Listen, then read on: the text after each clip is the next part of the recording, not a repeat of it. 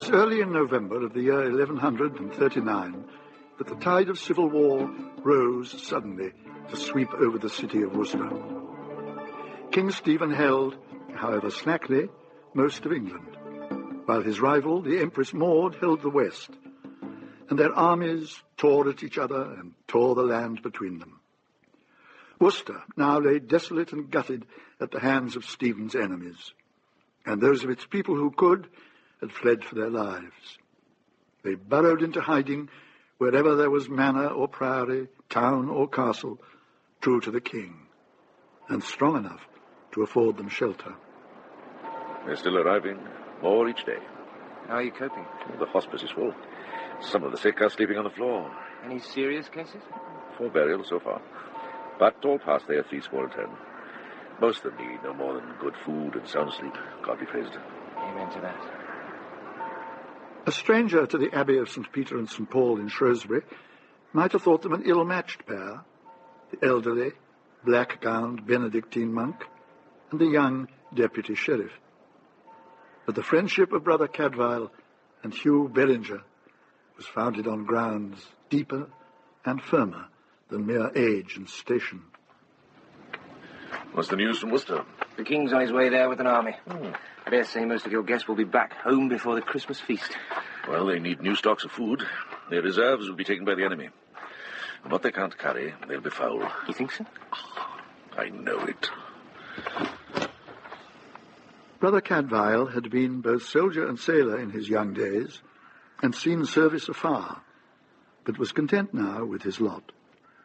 Cadfael found nothing strange in his wide-ranging career, had forgotten nothing, and regretted nothing. Thank you. Now I must be about my business. You'll be busy just now. The sheriff's spending the nativity off in the north, I hear. Is there anything you don't hear? Yes, the rule of law is in my hands. Wait, Hugh. This is for Aileen.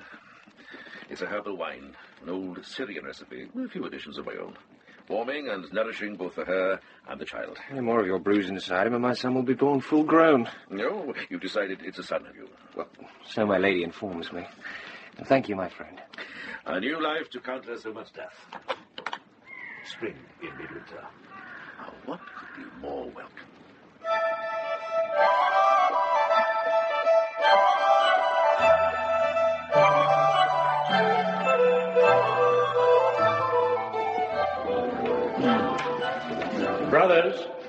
Brothers, our brother, Sub-Prior Hereward of Worcester, has come to us with an errand.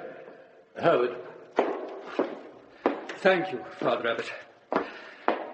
I am sent to make inquiry after 2 noble children, a boy and his sister, who were in Benedictine care in our town and fled from it when the attack fell upon us.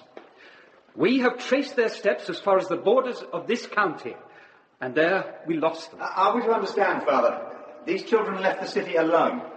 We feel ourselves greatly to blame in having failed in our charge, but no, they were not alone.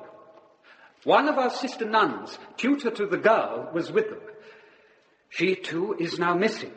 It may be that these 3 found their way to us. Brother Dennis, it is your task to know every soul who passes our gates. I grieve to say it, but they surely never arrived here. There's been much confusion. Could they have been among the sick or wounded? Cadfael? No, Father. 2 children and a nun could not have passed notice. The girl in particular is most striking. Raven black of hair, tall and proud. Did any of your patients speak of seeing such a person? Not in my hearing. Did any present hear such words spoken? Perhaps if we had a more detailed description. Yes. The girl is Lady Ermina Hugonin, almost 18 years of age. Her brother is called Ives. He is 14. They are orphaned of both parents, and their uncle is their guardian, a knight by the name of Lawrence d'Angers. He has long been overseas in the Holy Land, entrusting the children to us, and now has returned to be met with this news. Your pardon, Father, but if this uncle is now back in England, why isn't he pursuing this inquiry in person? If he's the head of a noble family and a crusader besides, the authorities would help him all they can. No, brother, they would not. He has declared his allegiance to the Empress, and is therefore the sworn enemy of His Majesty the King and all who are loyal to the throne. He cannot set foot in Shropshire on pain of death. Is it certain that they were heading for Shrewsbury? It is, Father Abbot. I felt sure that Sister Hilaria would bring them here. Well, perhaps they know of some kinsman or tenant or old servant in the town. They may well be safe. Pray God that they are. Our next move must be to consult the sheriff, or rather his deputy. But they are the King's men, both. Why should they assist an enemy? Hugh Beringer is known for a fair and worthy man. He will help you all he can. No, it can't be done. Master Beringer, all I ask is that this man be given leave to enter the King's lands unarmed and search for his niece and nephew without hindrance. No. I can issue no safe conduct. My lord, Sir Lawrence d'Angers is a man with many enemies. Some of them would not scruple to attack him by harming these children. If they are recognized... The girl is particularly vulnerable, and the boy is a mere child. Are they to be left unsought? Did I say so? Of course they must be sought, but by my own men. And if found, they shall be delivered safe to their uncle's care. I shall send orders to all my castellans and officers. These names and descriptions seem quite clear. Is there anything else that could usefully be added? Anything that might help identify them? The girl. Yes, Father? She is reported quick of mind and wit and of strong will. I'll mention it. And beyond that... Yes? She would be reckoned very beautiful.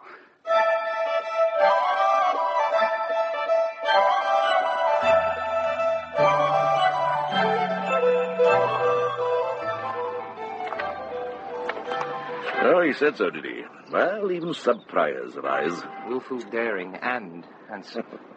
It adds to her danger. Well, for all we know, they may be snug and safe somewhere close by. They'll be found in no time and given over to this guardian of theirs. The man bears a good name for all he's against the king. I suppose he'll be too recent in service to be known to you. Oh, it's another generation, lad. It's 26 years since I left the Holy Land. Everything will be changed there now. Which port did he sail from? Tripoli. Hereward. It was St. Simeon I favoured myself. There were good craftsmen in the shipyards there. Yes, and Antioch just a few miles upriver where a certain dark-skinned young widow worked in the market. In the street to the sailmakers. I was 18 when I arrived there. 18. And 33 when you left. And the beautiful Mariam graced both your arrival and your departure, as I recall the tale. She did. And I don't repent of it. Love shared is no sin. And this is no place for such reminiscing. Don't you have a city to run and order to keep? No, not tonight. My sergeant's in charge, and I'm going home. To my own bed for once. Even if I am banished from my wife's by my own heir. And the brat not even born yet. But what would you know about such tribulations? What indeed? But you have my sympathy. I shall say a prayer for you. Good night, Cadfael. No starring away. As the deputy sheriff walked away into the failing darkness, Cadfael felt on his face the first flakes of the first snow of the winter. The air was full of a drifting unease, but the fall was light and fitful here. Further south, it set in heavily, shrouding outlines and burying paths. Valleys became treacherous. Hillsides were scoured clean. Wise men stayed within their houses and barred both shutter and door. Open up! Open up in the name of heaven! They can't hear us. I'll break the door down if need be. Open up! Oh, thank the Lord. Who's abroad at this hour? What do you want? Let us in, for God's sake. This man needs help. God in heaven. Inside. Quickly, inside. Ah, Cadfael. Father Abbot. Thank you for coming so promptly. Your duties permitted it. Well, the hospice is practically bare, thank God. Most of the refugees are away home again now. I'm pleased to hear you say so. This is Master Terence Smithson. Good day, brother. God be with you, friend. Master Smithson is travelling north. He brings word from Bromfield Priory. Bromfield? Aye. How is Prior Leonard? In good health, God be praised. He sends you his greeting. And also a message. Master Smithson. My lord, in the night just past, brother, some decent fellows brought in a wounded man to Bromfield. They'd found him by the wayside, stripped and hacked and left for dead. And half dead he is, in his case, very bad. Footpads praying on the road so near to Ludlow. Aye, and the poor man a monk himself. What are things come to there in the south? Prior Leonard asked would I bring word here to you. This calls for skills of healing beyond any man there. Take a good horse from the stables. You have leave for as long as may be necessary.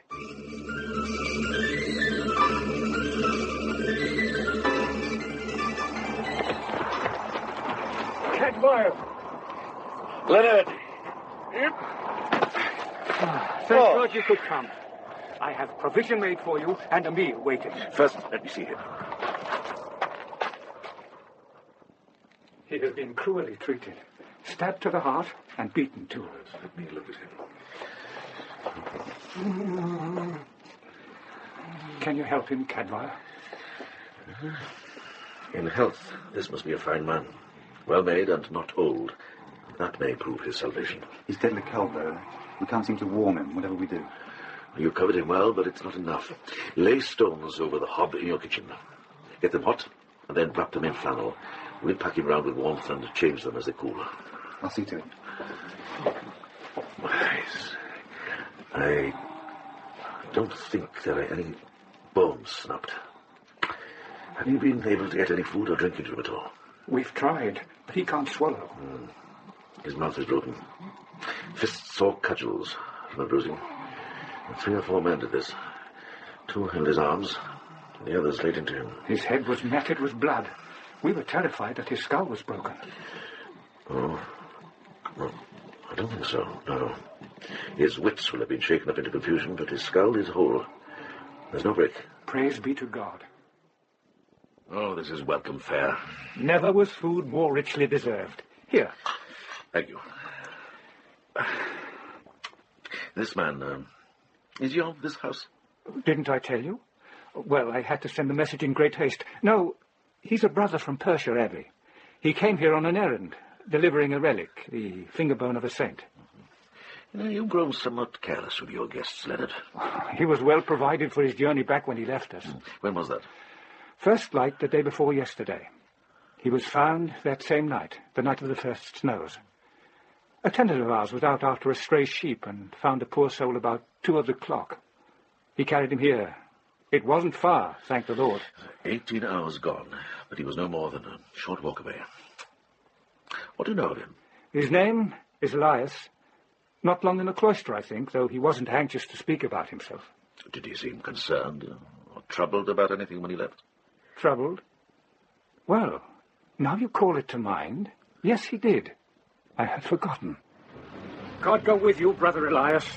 My thanks for your task well done. Brother, is something wrong? There's snow in those clouds. Your pardon, Father. I was thinking of some travellers I met on my path here. From Worcester, I think they said. Were they heading for us? We've had no other visitors. I thought then that the weather was worsening. I urged them to come here, but they'd have none of it. They were pushing on, come what may. Not a long journey, I hope. Long enough. They were bound for Shrewsbury, and over the hills, too, by way of Foxwood and Cleeton. Not by the road? No. I should have brought them here with me, but the girl was resolute, and she called the tune. Leonard, their leader was a girl, a resolute, headstrong girl. I believe those were his words. Well, did he mention a boy and a nun with them? How many were in this party? He told me no more than I've said. My friend, have you had no proclamation from the deputy sheriff? 2 young things lost from Worcester in the company of a nun. Oh, I don't recall such a message. I have had much to concern me of late. If it were them, when he left here, could he have gone back to seek them? Cadfael? He could have found them. He could have found them and been bringing them back here. And if he was, then when he was attacked, he was in their company. Off you go, lad. I'll stay with him.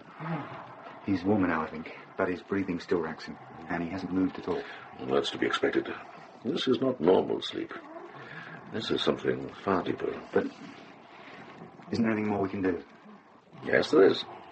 We can trust to his own strength and to God's. What we have started, he will finish. Now go. We'll speak again in the morning. Thank you, brother. Good night. Good night.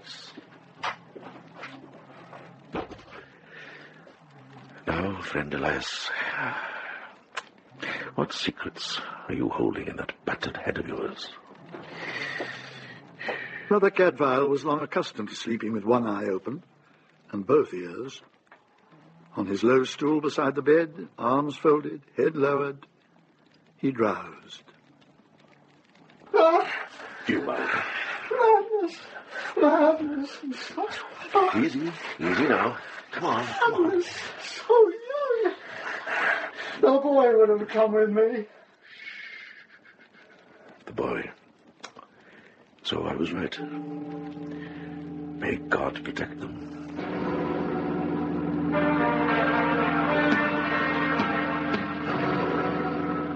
He has spoken. What did he say? Enough to convince me that it was the missing pair and their nun he met and feared for. I'll not quit him while he needs me, but we must get word to Hugh Beringer in Shrewsbury. I'll see to it. You go and get some rest. I can rest at the bedside. Cadfael, you need proper sleep and refreshment, too. Brother Matthew will fetch you if anything else befalls. He's only been awake a couple of minutes. I sent for Father Prior to stay with him, and I came straight away for you. Good lad. Has he spoken again? Not really. He's very weak. I don't think he knows where he is. Brother Elias, can you hear me? Who are you, brother? What place is this? Do you know me, Elias? Father Prior. You're safe in Bromfield. Bromfield. I had an errand. The relic. It's safe. You brought it faithfully. This pain. What happened to me? How am I come to this? Well, perhaps some other event from your journey home will help you remember. Did you meet the young pair again? The girl and the boy? What girl and boy were these? You spoke with them on your way to us. On my path here? And a nun. Do you remember the nun who travelled with them? A nun? No. I can't remember. I can't remember at all. Have I failed in some charge? Father Prior. Brother. Rest now. How can I rest? You must. Your part was well done. You needn't fear. Rest in that knowledge. They tended his needs, anointed his wounds, prayed with him and for him. But still Brother Elias's memories fled him and would not be snared. His body rallied and healed, but his mind wandered and shunned remembrance. As soon as Cadfael could safely leave his patient in the hands of others, he mounted his horse and journeyed northeast to the settlement of Godstow. I'm sorry, brother. We would have sent word to Shrewsbury straightway. You knew they were sought for, Master Steward. Lord Beringer's proclamation. Besides, you're not the first to come asking. A young woman and a boy. Gentry. Traveling with a nun. Have you seen them? Did you know this one? I didn't know him. And I didn't want to know him. He was all muffled up against the weather. But what I saw of his face... And he had a voice like the very devil. If I'd had them under my own roof, I'd not have breathed a word of it to him. But you've not seen them at all? No, brother. It's known they meant to cross the hills to Shrewsbury by way of Foxwood and Cleaton. This village should have been next. So I would say. But they never reached here. Any attempt to work further backwards along the traveller's path would have to wait for another day. This one was already too far spent. Cadfael, mindful both of the weather and of the dangers, abandoned the slow, winding roads and made his way back towards Bromfield directly across country as the sunlight dimmed. After a mile, he was in Clee Forest. Lonely country this, and wild. And he was surprised to encounter a clearing carved out amidst the trees, a narrow garden and a small field about a low cottage. As he approached, a sturdy husbandman turned from tending his few goats and spread his solid bulk across the gateway of his home like a portcullis. God bless the holding and the holder. God be with ye, brother. Whither bound? To Bromfield, friend. Am I going right? Aye. Keep on as you are. In a half mile you come to a brook. Cross it and bear left. When the path forks, bear right. My thanks. Now help me with another matter, if you can. Huh? I'm seeking some people, a young girl and a younger boy. in the company of none of my order. They'll not come my way. Why should they? I'm on the path to nowhere. Well, if they should appear, give them the word that they are sought. Yeah? Who wants to find them? All the Shire, and the abbeys of Worcester and Shrewsbury. They shall have safe escort wherever they would go. Tell them, if you meet with them. I will so say, if ever I do. God be with you. When Cadfael reached the shelter of the trees and turned to look back, the man had vanished. He rode on, but at a slow, ambling walk, and once well out of sight, halted and sat quietly, waiting.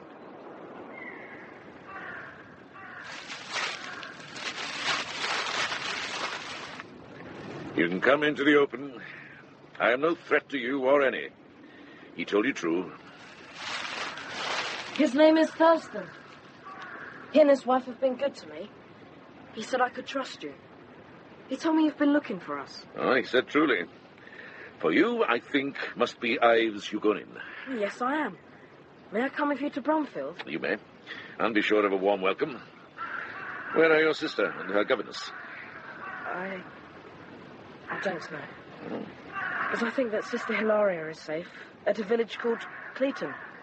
She allowed you to go on without her? No, of course not. It is all my sister's fault. Calm down now and tell me clearly. We were at Cleeton, all three of us. My sister went off in the middle of the night. I tried to follow her, or to bring her back.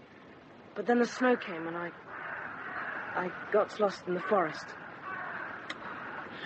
Come up here with me. Give me your hand out. There. How good. Now, let's get you home before night falls. The first floating flakes of new snow drifted languidly on the air as they came to the brook and crossed it on solid ice. Cadfael was leading the horse, watching his foothold as he crossed, and thus his eye caught, for a moment only, the ghostly pallor beneath the frozen surface. He was slow to recognize, slower to believe what he had seen. Stephen, now. Ives, wait here a moment. No better. Move the horse a few paces further on. The ground's more secure. Here, take the rein. What's the matter? Oh, just something I noticed back there. I'll not be a moment.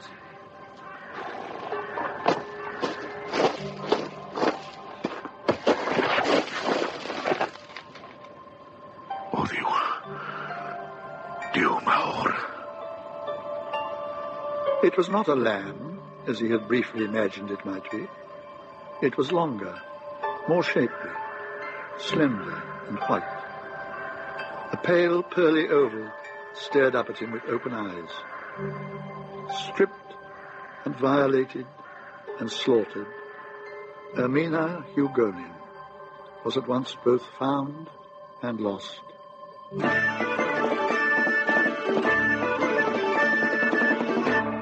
The Virgin in the Ice was written by Ellis Peters and dramatised for radio by Bert Coules. The narrator was Sir Michael Hordern. Brother Cadfael was played by Philip Maddock, Hugh Beringer by Douglas Hodge, Leonard by Leonard Fenton, Olivier by Rad Rawi, Ermina by Moira Buffini, Ives by Dean Magri, Elias by Crispin Letts, Rodolphus by John Church. Other parts were played by John Church, David Holt, Jonathan Taffler, Eric Allen, Steve Hodson, Anne Windsor, and Julian Ryan Tutt. The music was by Peter Salem and the New London Consort. The producer was Phil Clark.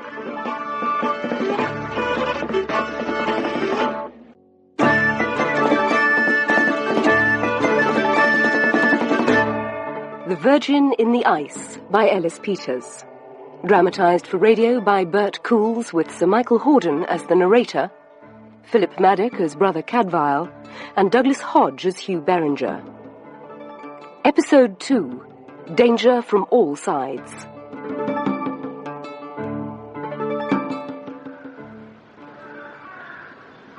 It is the year of grace 1139, and England is racked with civil war. While the opposing armies tear the realm between them, bands of outlaws, masterless men, loyal only to themselves, roam and raid and destroy and kill. Fleeing from Worcester when the city was attacked, Lady Ermina Hugonin, her younger brother Ives, and their guardian, Sister Hilaria, were feared lost in the first harsh snows of the winter. But Brother Cadfael has found Ives Hugonin alive and well. He has also, to his grief, found the boy's sister. Easy there. Brother, what did you see? Oh, nothing to fetch you.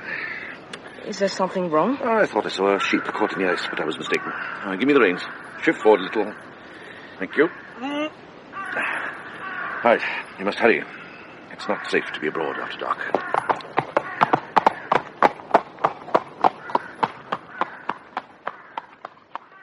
Cadfael, I was beginning to wonder if you'd disappeared too. You, praise be. You've got my message then. And came full haste. Is it certain they've been seen? Is there any more news? Just a moment, Hugh. Lad, make your bow to Hugh Beringer, the Deputy Sheriff of the Shire. I've Hugonin at your service and your family's. I've Hugonin? Cadfael, what miracle is this? Oh, no miracle. In the name of heaven, where have you been, lad? And your sister, is she with you? Not now, Hugh. The boy's exhausted. Questions can wait. I'm all right.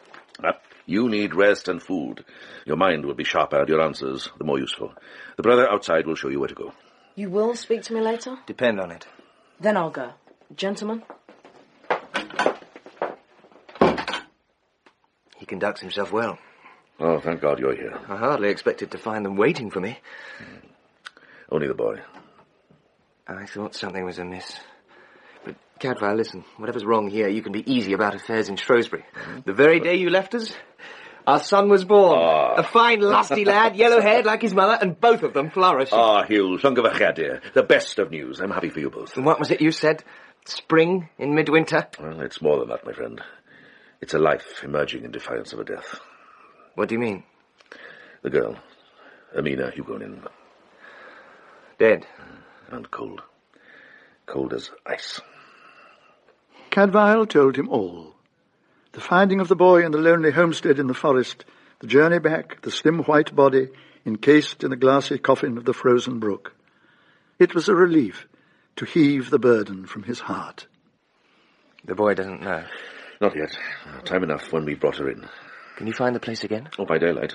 No use trying till then. We'll have to take axes. Yes, there's no chance for thaw.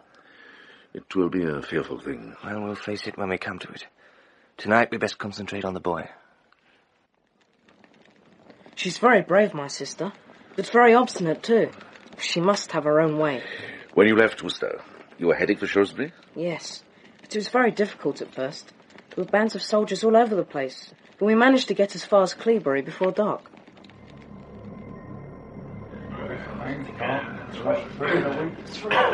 We'll stay here one night, then go on to Foxwood. From there we'll go to Cleaton. Cleaton? But that's not on the road. We'll be safer if we go to Shrewsbury over the hills. Cleaton will be our first stop on the way. Of course we won't be safer, you're mad. That's enough. I know what I'm doing. Begging your pardon, my lady, but the boy is right. You should stay on the road. And who are you to question my decision? He was a monk, travelling here, he said. Brother Elias. That's right. He told my sister that the weather was getting worse, and going over the hills would be folly. So she didn't take his advice? No. Was your guardian still with you?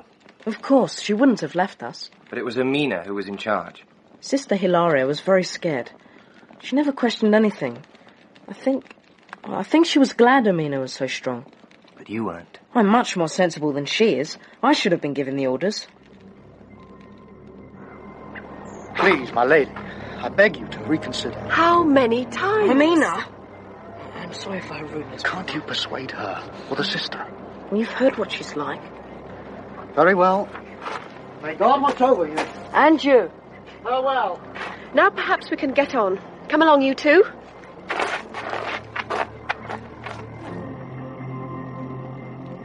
Brother Elias wanted us to come here with him, then get an escort to Shrewsbury. It was a good plan, but she wouldn't have any of it. Ives, do you know why your sister was so determined to go that particular way? I didn't, but I soon found out. When we got to Cleeton, we stayed on a farm with a man called John Druell. He's got a son about my age. Soon after we arrived, he went off somewhere. Amina was talking to him just before. She sent him on some errand. Amina. In the middle of the night, a man came to the house in secret. Amina! Quiet, for God's sake, I'm coming. She went to him. Oh, yes. This was no abduction. She went willingly. Willingly, she went gaily.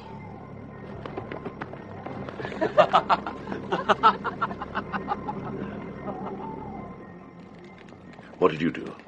I rushed out to try and stop them, but they'd gone off to the east, so I followed their tracks in the snow. That was a foolish deed. Sir, my father is dead. I am the head of the family. And you bear it with honour, but with them on horseback and you on foot. And in the dark and the snow. You're right. I couldn't possibly catch them. I got lost in the forest. And there I found him, Hugh. Well, thank God you did. We wouldn't even have this much of a tale. Ives, this man, do you know who he is? I've seen him before, when my father was alive. Amina had lots of admirers, and he was one of them. Hugh, if he genuinely cares for the girl, he'd not put her at too great a risk. You mean he wouldn't have taken her off on a long ride somewhere? Or in bitter weather, with robbers abroad? No, surely not. And if he was once a welcome guest, he'd be a lord of a manor, at the very least. Oh, yes. She wouldn't look at him if he weren't. Describe him, lad. I suppose he must be about 25. Fair-haired, very handsome, and tall. Taller than you, sir.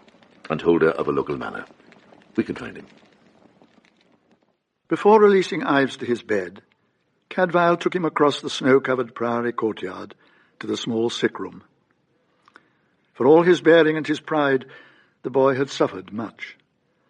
And as they walked together under the stars, with no other witness by, he slipped his hand thankfully into Brother Cadfael's comfortable clasp and clung tightly. Brother Elias? Yes. But what's happened to him? Well, he arrived here safely, but on his way back home he was attacked by footpads. Who is there? Elias, here is Ives, come to see you. You remember Ives? Hello, brother. I'm sorry you've come to this harm. You remember? The boy you met at Clebury. No, I don't remember anything. What? Don't fret. Give it time. First your body will grow stronger, and then your mind. And never fear. It will come.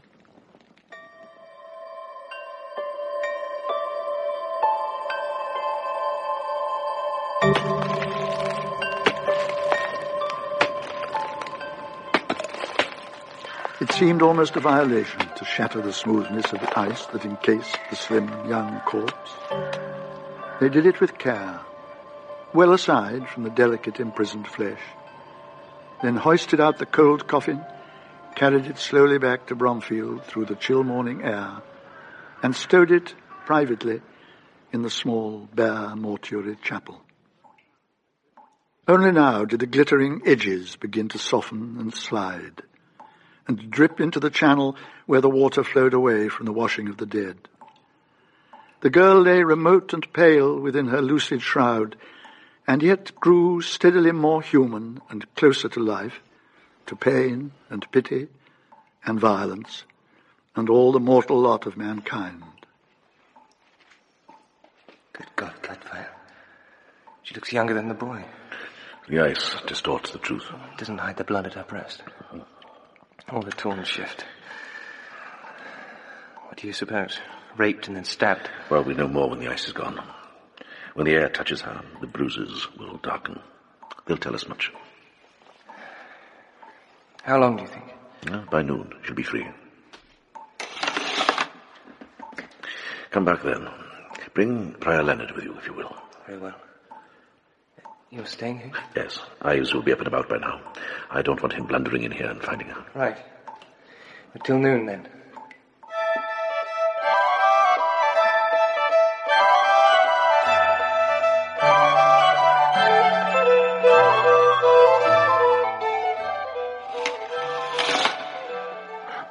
What manner of man could do such a thing? An animal. Animals attack from need, not lust. Look at the shift, Hugh. There, over the breast, where the blood is. It's still intact? Yes. Now check her skin beneath. There's no wound? No. Not so much as a scratch? This blood isn't hers. She fought him, whoever he was. Or them, more like. Dear God. And fiercely, too. Well, that goes well with her nature, by all accounts. But if she wasn't stabbed, how was she killed? Oh, look at the marks around her lips. She was smothered. What manner of man? When may I have her washed and made fitting? Very soon, Leonard. First, there's something else. Now we can see her clearly. Oh, there you are, brother. You should not be here, child. I was looking for Brother Cadfael. Stay where you are, lad. Come no closer. Brother Cadfael will come out to you in a little while. Wait outside. No. Let him come. Cadfael. Ives, you are a sensible man. No need to pretend to you that violence and danger and cruelty do not exist and people do not die. We have here a dead body, not known to us. Cadfael? Look at it, if you will, and say if you know this face. Hugh. Very well. But how is this possible? I don't understand. That's enough, Cadfael. Come away with me, lad. Wait, Leonard. What don't you understand, Ives? I left her safely in Cleaton, miles away. How can she be here? How can she be dead? Who would want to harm her? This is Sister Hilaria.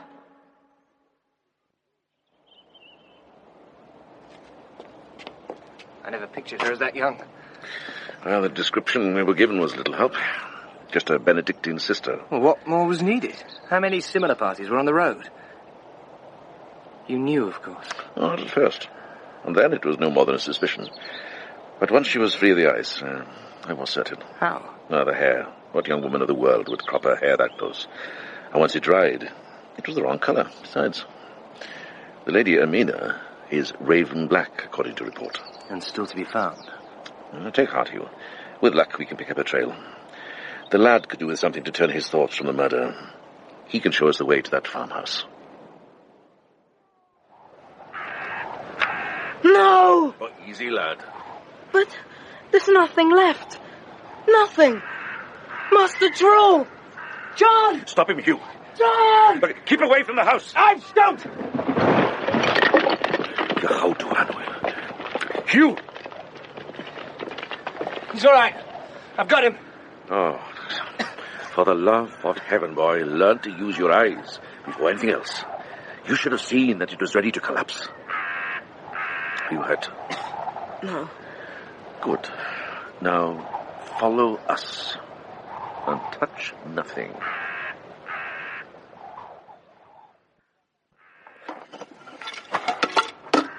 This is not one man's work. No, it's outlaws. Robbing for food and burning for sport. The same band who set on Elias and Hilaria? They've killed them. John and his wife. And Peter, they've killed them all. Shh. Never jump to meet the worst until you've no other course. If they've killed them, where are the bodies? We've seen them. There are none to see. Either they had warning enough to run for it, or they've been dragged off with the raiders. Look, if they're masterless men living wild, they wouldn't bother with captives. A rich hostage, maybe, but never a simple farmer with his family. So you think they've got away? Jewel would have tried to get his family to the village. Let's see if he succeeded. Stop where you are! We're armed, all of us. Get off your horses and walk forward, slowly. Your names, your business here. I am called Cadfael, of Shrewsbury Abbey. And this is Ives Hugonin, ward of St. Lawrence d'Angers, crusader. And your other companion? My name is Hugh Beringer of Maysbury, by the grace of His Majesty the King, Deputy Sheriff of this county. My lord, forgive this greeting. These are uneasy times. What's your errand here, gentlemen? We're looking for John Druel and his family. And pray God that they reach here in safety. Follow me. Your prayers have been heard. So you've been up there where our home was? Yes, friend. We've seen it. It's hard to live solitary in the hills at best. With any like this, we never thought to see. I swear to you, I'll do everything I can to track these men down. You don't know these parts, my lord. The hills are full of hollows and hidden valleys. You could ride a horse length from the entrance to their camp and never know it. Well, perhaps you can help swing the scales in our favour. Give us an account of the attack. When was it, first? It was 5 days ago. 2 days after the lady and the boy disappeared in the night. And worried sick we were at that, I tell you. What were you thinking of, lad? John! I'm sorry for it. It was a shameful way to repay your kindness, but I had good reason. Let it by now, friend. Tell us about the raid. Well, as I say, it was the night of the first hard frost. Very late, towards dawn. We were woken by the dogs, and then we saw torches. They came down the slope of the hill. Down the slope? From the west? Aye, my lord. How many men? It's hard to say. At least a dozen, maybe 2. Too many to fight. All we could do was run. When we got to the top of the ridge, we looked back and saw the flames. The barn, our house, everything destroyed. Save our lives, thanks be to God. Amen to that. One last question. What became of Sister Hilaria, the nun who was travelling with the other 2? Why, she were well out of it. She were gone. Gone? The afternoon before, my lord. And with a safe escort, too. A Benedictine brother came for her to take her to the priory. She knew him, so it seemed. I never saw a woman so thankful to have a friend take her in care. I don't doubt she came safe to Bromfield. Why didn't you tell them? They have burdens enough of their own. No need to give them more. Yes, but they should be told. No, lad, no. Let them think her safe. Besides, safe she is now. That's no lie. My lord! My Lord Berenger. What is it? It's about the missing lady, sir. John Drool just told me you were asking after her. Have you seen her? No, my lord. But I've news that I think you ought to hear. Go on, friend. Well, sir, it was on the day after the Drool farm was burnt out. And I was the first on watch. I didn't see no outlaws, thank the Lord. But I did see someone.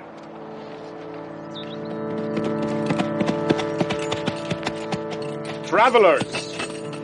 A woman and a boy in the company of a nun. Have they been here? Well? He was a shepherd or some such by his clothes, but he didn't sound like no shepherd I ever heard. That voice turned me cold, I swear it. What did he look like? He was built like your lordship, light and long. I didn't see his face, he kept his hood low. I did once see his eyes, black, with a yellow glint, like a hawk. When he left here, which way did he go? East. My lord, there is one more thing I can tell you. Yes? Like I said, he was dressed like a farmer, like one of us. But as he rode off, I saw something glinting under his cloak. He was wearing a sword.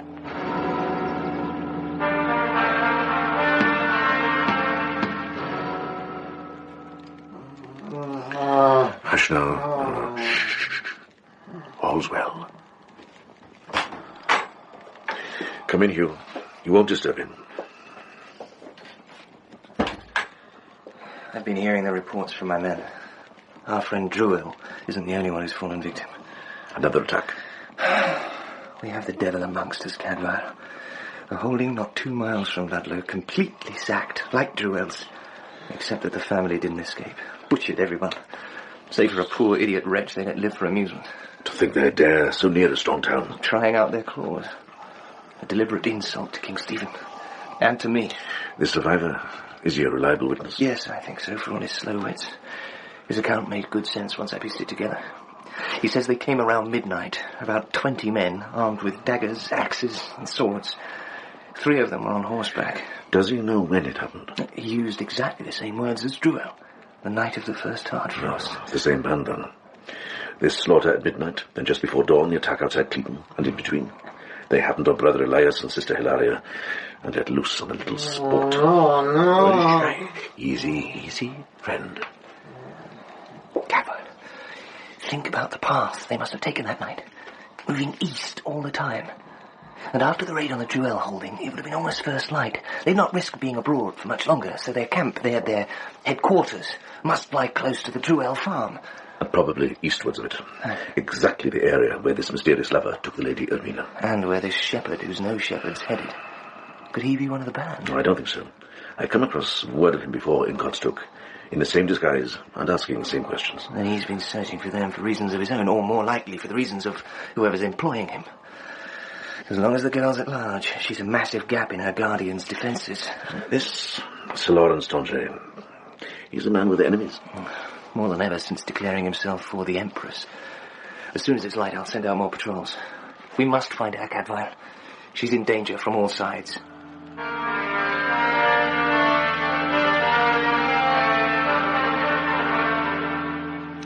I'm sorry I wasn't awake. I wanted to come out with you this morning. Well, Leonard insisted I let you sleep. Besides, you'd have seen nothing you haven't seen before. What do you mean? There's a manor called Callowlees, around the flank of the hill from Druel's place. Or rather, there was such a manor. It's been wiped out, filleted like a fish. Oh, dear God, is there to be no end to it? It's a wasteland, nothing left alive. How many were killed? I left my men digging out the bodies. No telling how many they'll find. Who's the lord of this manor? One Everard Botterill. By all accounts, a young man, tall, fair-haired, and well-favoured. That's Ives' description, almost word for word. And this Callowlees is close by the Druel farm. It all fits. When was the raid? Could you tell? Before the frosts set in. But not long before, perhaps 2 days. It's exactly when the girl went off with her lover. Have their bodies been found? Cadfael, you should follow your own good advice. Don't go leaping to meet the worst. Botterill holds 2 manors. 2 manors? Look here. His other holding is Ledditch. There, you see? Down the valley from Callowlees. And with a path between them, through the forest, where they could have escaped. Did you follow it? Not far. I wanted to get back here and send off word for more men, but I had good fortune, better than I deserved, maybe. Look at this. It's a headband. It's exquisite. Fit for a noble lady. That's hers. That's Amina's. Oh, thank God. Our first positive sign. Was she wearing it on the journey? Not when I was with her. It was much too fine. But for him, she'd wear it.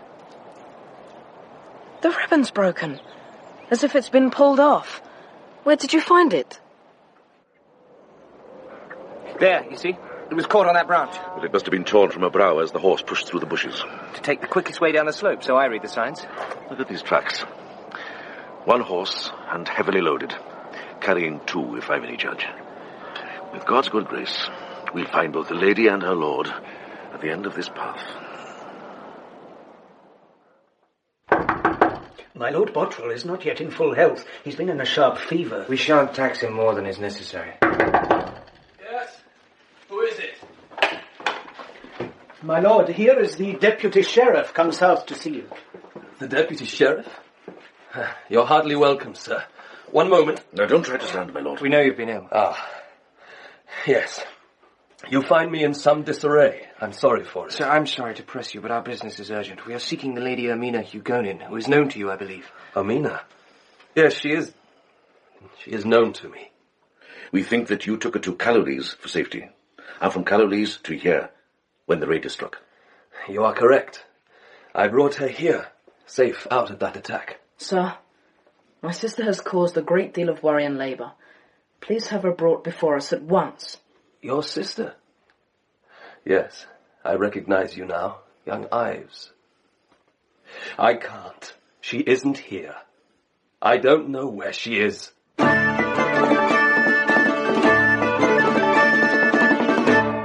The Virgin in the Ice was written by Ellis Peters and dramatised for radio by Bert Coules. The narrator was Sir Michael Hordern. Brother Cadfael was played by Philip Maddock. Hugh by Douglas Hodge. Leonard by Leonard Fenton. Olivier by Rad Rawi. Ives by Dean Magri. Ermina by Moira Buffini. Elias by Crispin Letts. Botterill by Andrew Wincott. Druel and the Steward by John Fleming. Mrs. Druel by Kate Binchy. The Villager by Jonathan Taffler. The music was by Peter Salem and the New London Consort. The producer was Phil Clark.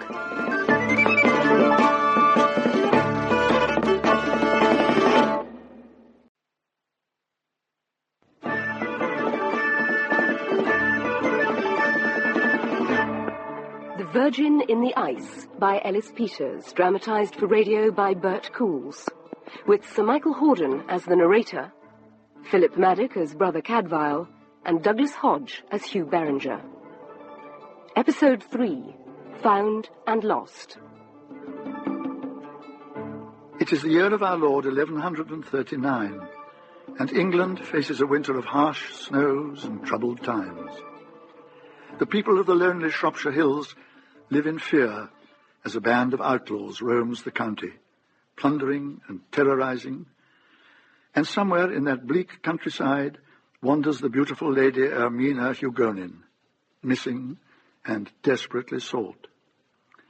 Brother Cadfael, Hugh Beringer, and Ives Hugonin have tracked the girl to the isolated manor of Lidditch.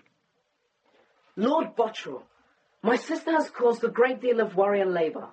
Please have her brought before us at once. I can't. She isn't here. I don't know where she is. Be good enough to explain yourself, my lord. I brought her here where it's safe, and she refused to stay. Every day since, my men have been hunting for her.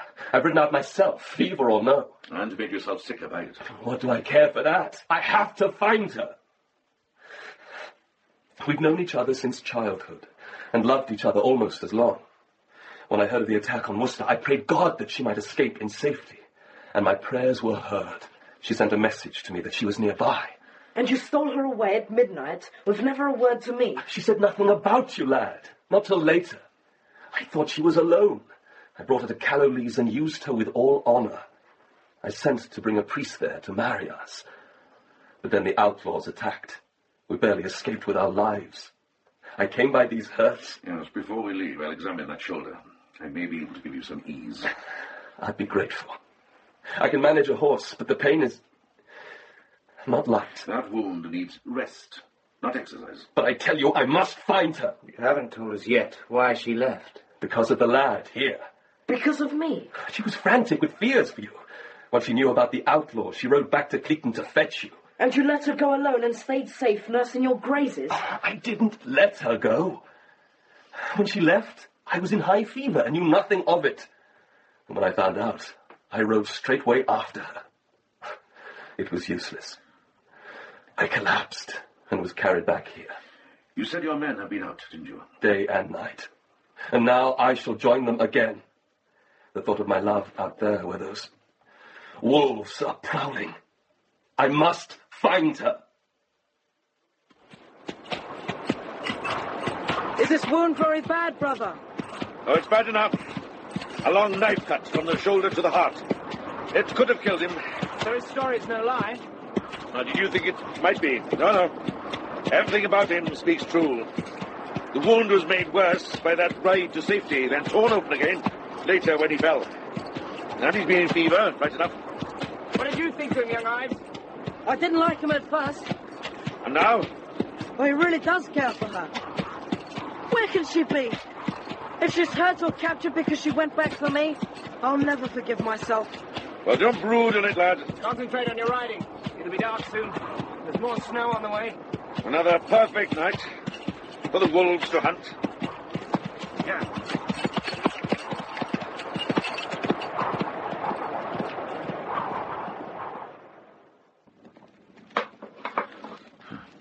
Can't you finish the bowl, Elias? I have no taste for food. Well, you've taken half.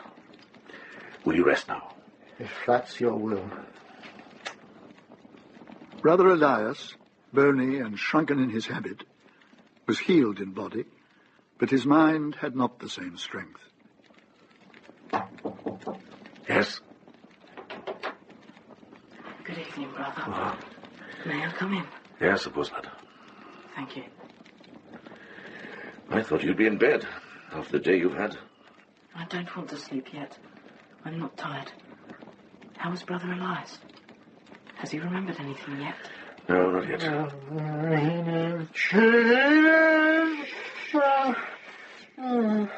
Enid? Has he said that before? Yeah, several times. What does it mean? Well, that's a name. A woman's name. Welsh. I think she may have been his wife. His wife? But he's a monk. Oh, you mean she died? You heard the way he called for her. This is a man who knows great sorrow. According to Prior Leonard, he's not been long in the cloister. And he wouldn't be the first to try to escape from something too hard to bear alone. He's calmer now. I came to ask if I could watch him for you. Or sit with him so you could go to Compline. I'd like to do something to help. Well, that's kindly thought. Thank you, my friend. Yes. And if you should need me, I'll not be far away.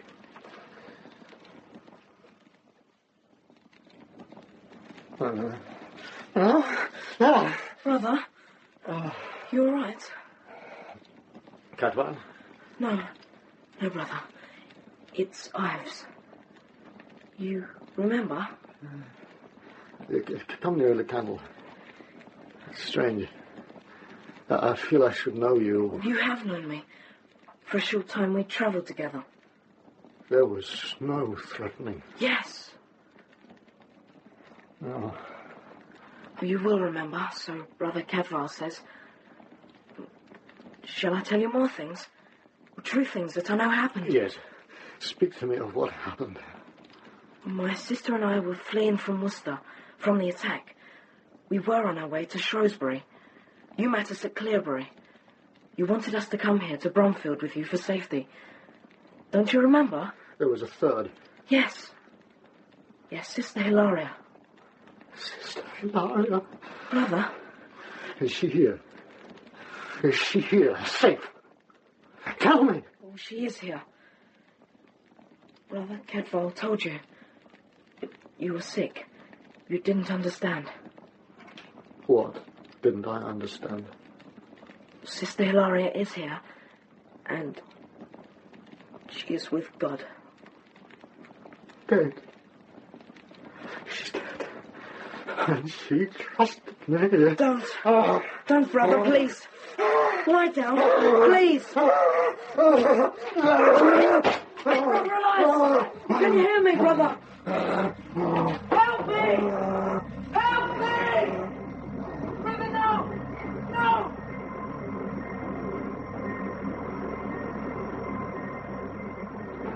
Gone? Yes, both of them. When I got back here after Compline, the room was empty. We must alter a search. The whole enclave. Wait, Father. There are 2 sets of tracks in the snow outside, making straight course for the gatehouse. They've gone outside. In this blizzard? What are they wearing, do we know? The boy was cloaked and booted. Elias's sandals are gone, but he's wearing a habit, no more. Good dear Lord. Sergeant, assemble the men at the gatehouse. We'll go out in pairs, and not more than a mile distant. I don't want any more missing. I'll be there in a few minutes. We should still search the household. Cadfael, could you have misread the tracks? Well, it's possible, of course, but I don't think so. My men will take outside. Perhaps the brothers can search the priory? I'll see to it. This is my fault. Nonsense. I entrusted the poor wretch to a boy hardly less wretched. I should have had more sense. My stupidity has lost them both. Stop talking such foolery. The man was quiet and biddable, and the boy could be trusted to the hilt, as you well knew. They should have been close guarded, both of them. My friend, placing blame or praise is God's task, not ours. Taking it on yourself is a kind of arrogance. Now, come with me. Let's see if we can't bring the 2 of them home.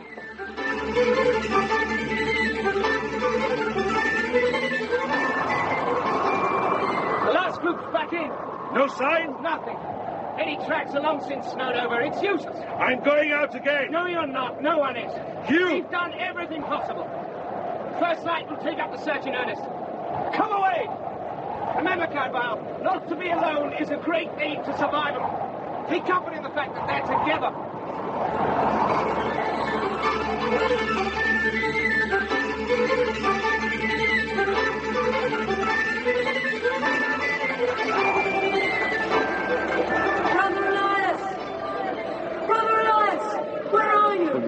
Forgive me my weakness, my mortal sin. Stones fall on me and bury my shame and my sin. Earth close on me and put me out of mind. I am unworthy.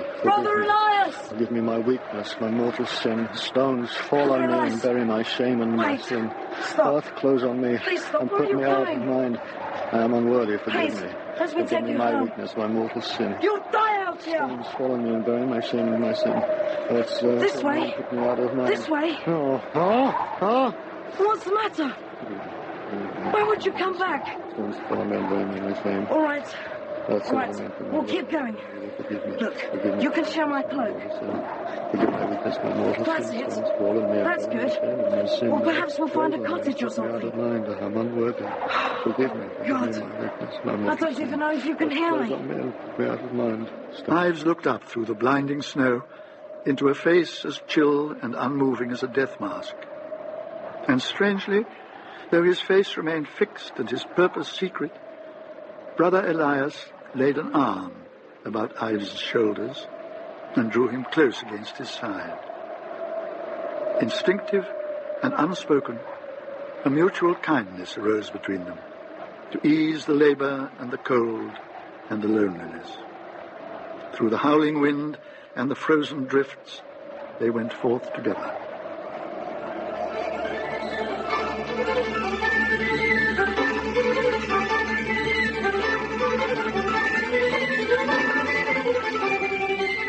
After prime the next morning, Cadfael ploughed his way down to the Priory gatehouse.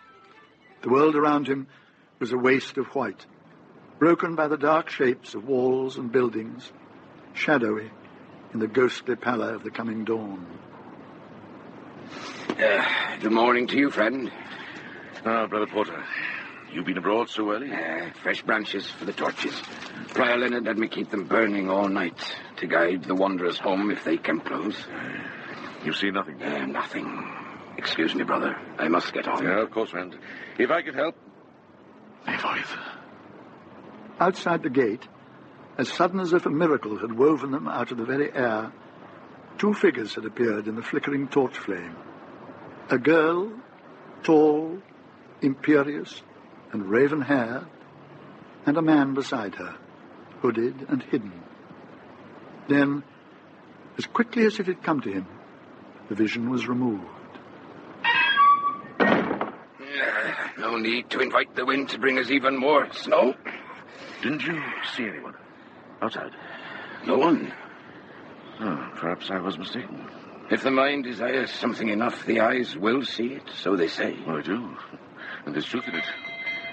Or perhaps your eyes are just keener than mine. Good God! One moment! Good morning. May I enter and take shelter? All travelers are welcome here. Come inside. My thanks. Good morning to you too, brother. My lady, you're alone. I am, and I think you have been looking for me.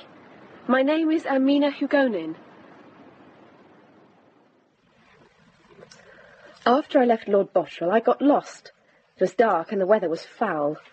Then I had a fall and my horse bolted. I was lucky, though. I was found by a forester and taken in. Why have you come to Bromfield?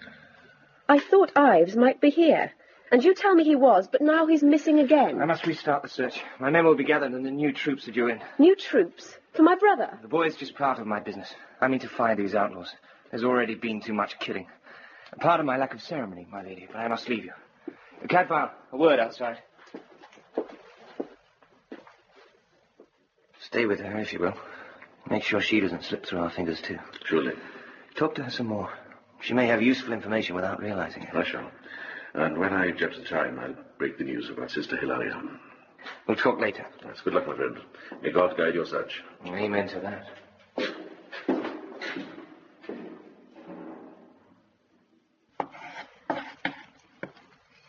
This is good. Father Prior said it was you who found Ives. By chance it was. Not only by chance. You went to look for him. Thank you. How was he? He was in all particulars a young gentleman, very much in command of himself. And he'd found, as you did, that simple country people can be hospitable and kind without thought of reward. And since then you've all been searching for me? Oh, God, all this is due to my stupidity. I can hardly credit... I didn't know what I was doing. Believe me, brother, I'm no longer the same woman. Do you still want to marry Everard Bottrell? No, that's over. I thought I loved him, but that was children's play. And now? Now, I've learned what is real. This winter is real. Those killers out there are real, and death is real and very close. I can see now that my brother is far more to me than Lord Bottrell ever was. And I've brought him into danger by my childish stupidity. Thank God that at least Sister Hilaria is safe. She must have been so worried. Does she know I'm all right? When may I see her? Brother? Forgive me, child. I had hoped to prepare you.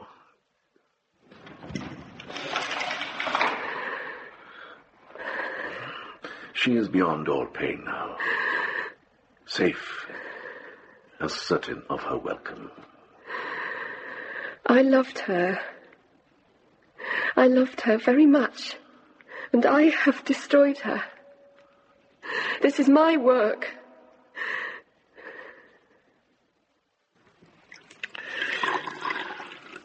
Here. Thank you. I tell you, I killed her. I should be punished. No. The one who did the deed must answer for it, no one else. You may not lift another man's sins from his shoulders. But if I hadn't left her, if I hadn't set my heart on that foolish marriage, she would be living now. Do we know that, child? There's no profit in ifs. We go on from where we stand. We answer for our own evil and leave all else to God. Forgive me. Because you grieve for your friend. That's no sin. I wish there was something I could do to help. Well, I believe there are two things. What are they? The best help you can give us is to stay here. Now we have you safe. Don't set a foot outside these walls. Very well. What's the second thing? You can tell me about the man who brought you here, to Bromfield. No one brought me. Am I a child that I need an escort? Listen to me, my lady. You are far from home, and there is danger from all sides. Danger? What are you talking about? Your uncle is a man with many enemies. Now, what better way to harm him than by harming you? Do you mean this rabble band of outlaws? How can they hurt me here? How can anyone? A man may come in the guise of a friend, but hold nothing but hatred in his heart. You're mad. We had reports of a stranger seeking you and your brother, a man who carries hidden weapons and dresses like a shepherd.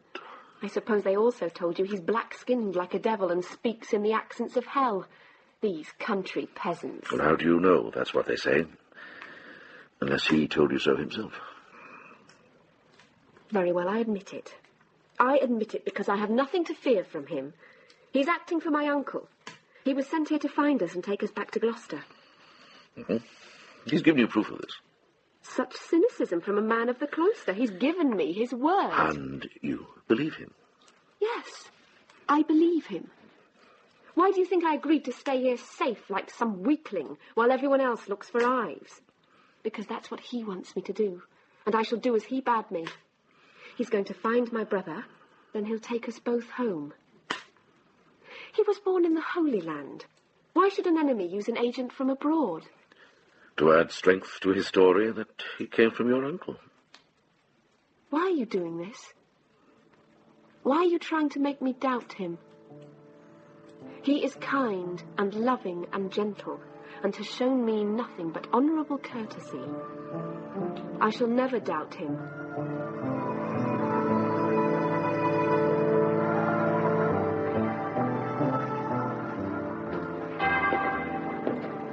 How is the girl, Cadfael? Resting, Father. She seemed much concerned about her brother. I'm afraid that she'll try to take some action of her own. I don't like to keep her guarded, but perhaps it would be for the best. No, Leonard, it's not necessary. She'll give you no trouble. You're sure of that? Quite sure. This terrible weather. I pray that our fugitives will soon be found. Amen. You know, I've been thinking about this flight. It is no simple clambering out of bed and wandering off. I believe Elias had some definite end in view. What sort of end? Well, how if he suddenly remembered the attack that ought to kill him? I think he may well set off to return to the place where it happened. Perhaps he might. See, with all that's passed, I've had no chance to go to the spot. I suppose it must be close to where our sister was killed. Leonard, the man who found Elias and brought him here that night, will he have come today from us?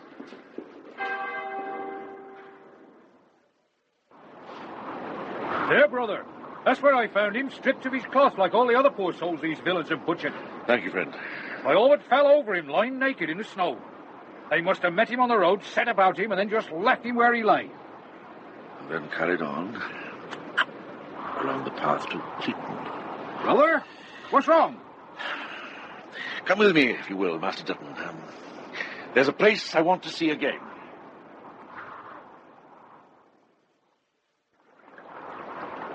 Why here, brother? This is a lonely spot. Look at the ice. Now, what fool would want to hack it about like that?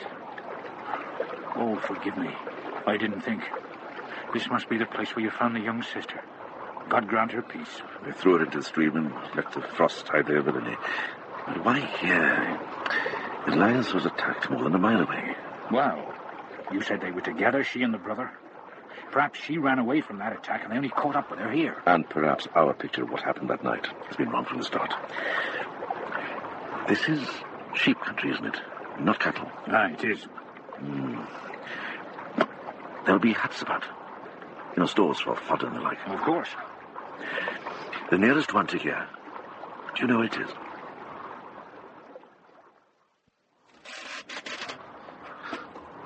Yeah. Empty. But someone was here. I saw the tracks outside. Yeah, 2 people. A man and a boy. The sick monk and the lad. But why did they come here, for God's sake? And how in the name of heaven did you know? Oh, I didn't know. But now that I found out, I'm not surprised. The boy came here because Elias did, and Elias came here because... something about this place managed to get through the fog that's filled his memory. He knew about this hut. How? If they got this far last night, they may have taken no real harm. This hay has been slept in. But what's this? Well, throw away a perfectly good cloak. This is Benedictine cloth. A monk's cloak. We'll hold it if you will. Well, surely there won't be anything else. No. Look. Another cloak. No. No. It's a nun's habit.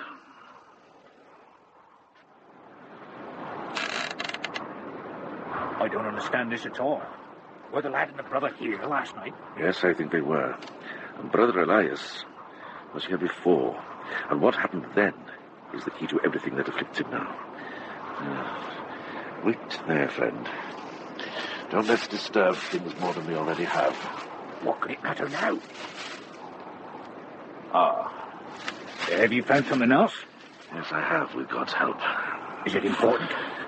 Possibly, but we've more immediate concerns. These tracks. How long ago did they leave this place? Oh, they could have been made any time. No. They're a good few hours old. At least the boys are. Brother? Let's see where they lead.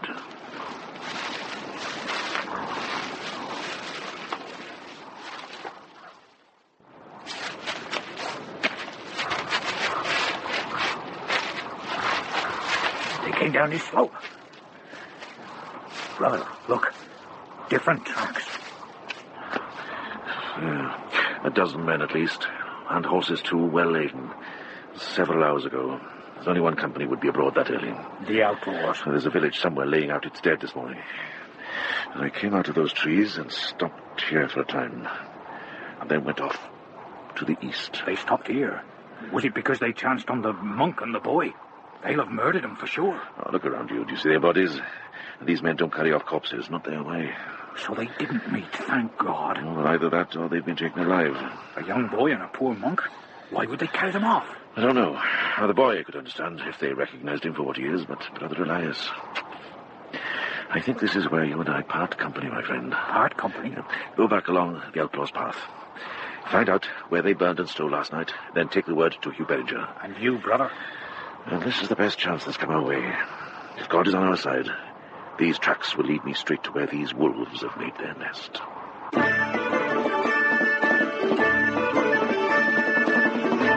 The Virgin in the Ice was written by Ellis Peters and dramatized for radio by Bert Coules. The narrator was Sir Michael Hordern.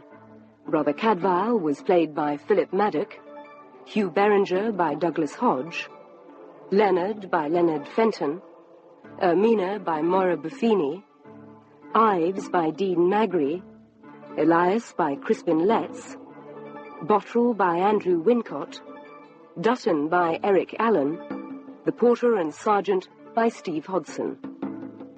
The music was by Peter Salem. The producer was Phil Clark.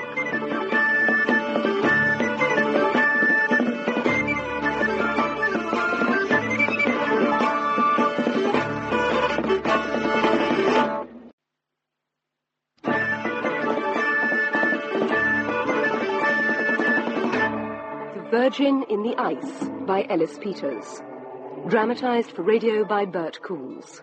With Sir Michael Hordern as the narrator, Philip Maddock as Brother Cadfael, and Douglas Hodge as Hugh Beringer.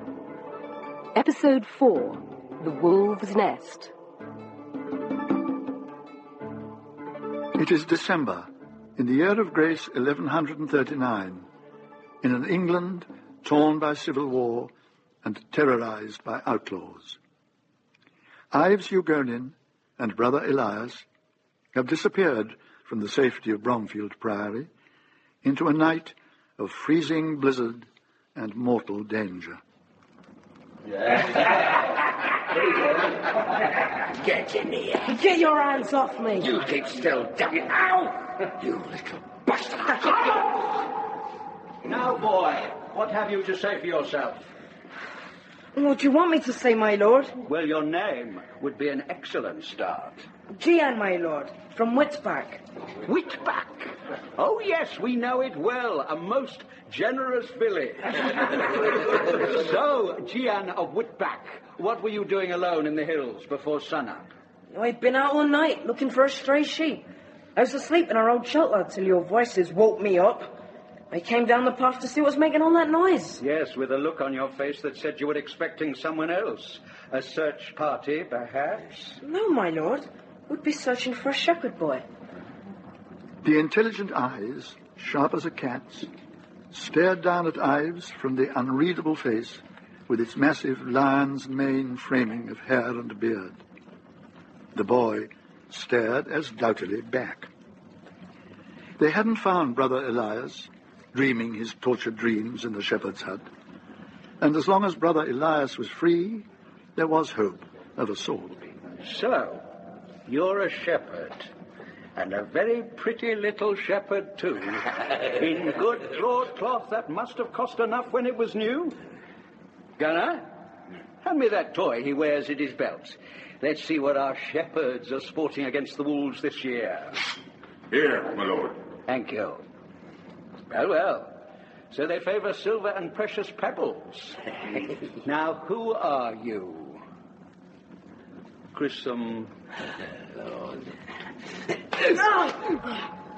When I ask, wise men answer. Stand him up. Come on. Now. My name is Ives Hugonin. Are you son to Geoffrey Hugonin of Worcester, who died a few years back? I am. Oh, well, well. Gunner? Sir? Take our guest away and feed him. Let him warm himself by the fire. He's worth more than all the other plunder put together.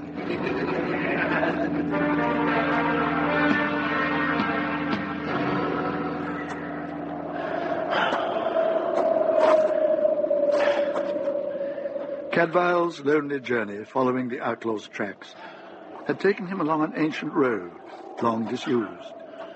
It climbed steeply to the summit of Key Hill, a bleak, blistering pinnacle of rock, starved earth, and treacherous, shivering moss.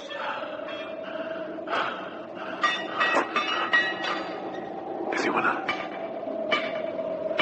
Gove. Smith.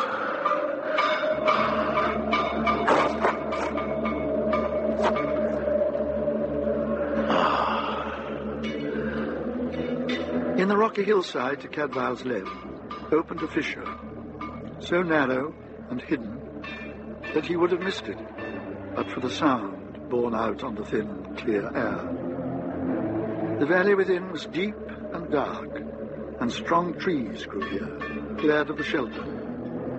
The rough path continued its winding journey to the edge of the wood.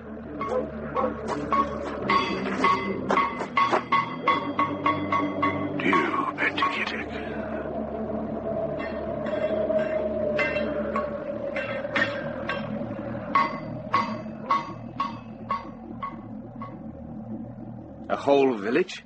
Grazing for sheep and cattle, several small buildings, and a main hall with a tower. Almost a castle. We've been looking for a small band, 30 men at the most. The attacks must have been by raiding parties. They've got an army in there. And an army needs a leader. There's intelligence behind these men. What have they built in? Stone? Wood. A wooden castle, walled round? On three sides. They are right on the edge of the plateau. No need to guard their rear, except from falcons. And guards? Lookouts on the wall. No guards at the main gate, and none on the path through the wood. They're so confident. Oh, any approach would be seen in seconds, once you were through the trees. So there's no chance of a surprise attack? There's no cover close to the wall. But you could bring a good-sized force to the edge of the wood and not be seen. What would be the use? Well, from the trees to the top of their stockade is just within a bow length. Archers. I can use archers. And they should be taken completely by surprise. It might give you enough time to cover the open ground. The snow's settled there, and it's flat and secure enough for a mounted charge, as far as I could see. You shouldn't have taken such a risk. God knows it was worth it. I hope so. Tomorrow we'll find out. We? I thought you were done with arms, brother. I believe Ives and Elias have fallen into the hands of those murderers. Whatever you say, I hold myself to account for it. Armed or unarmed, I'm coming with you to get them out. Oh, very well. But keep yourself out of trouble. I don't want to have to answer to the abbot for the loss of his garden keeper. Oh, who knows? He might well thank you for it. Now, I've enough cavalry here, but we'll need foot soldiers and more bowmen. At first light tomorrow, we'll go into Ludlow. I'll order out every man they can muster on the king's business. It's a pity we can't take them at first dawn. But that will do us a day. See, the best plan would be to... Cadfael, this is not your task, my friend. Your pardon. I forget myself, unregenerate as I am. Perhaps this is something more legitimate. These were in a shepherd's hut, near where we found a nun. What made you look there? What do you think of the weather that night? A freezing blizzard and a bed of snow and ice aren't likely settings for casual rape. It had to have happened somewhere more sheltered. These things are hers? Only the habit. The cloak belongs to Brother Elias. They were there together when the outlaws chanced on them. It couldn't have been that straightforward. For one thing, that hut's a good way off the robber's path, and besides, these devils just leave their victims where they lie. And why was the sister's body taken out and thrown into the stream? Why was Elias found more than a mile away? And why was this clothing deliberately hidden? Hidden? Buried in the hay. No, Hugh, no. Whatever happened in that hut, I don't think these outlaws had any part in it. Brother Cadfael? Brother Cadfael? Oh, child, you're shivering. What are you doing out here? I came to find you, but you were with the deputy sheriff. I've been waiting for you. I heard some of what you were saying. Oh, how much did you hear? You found Sister Hilaria's clothes. Now, this is no place to talk. Come inside. Come on.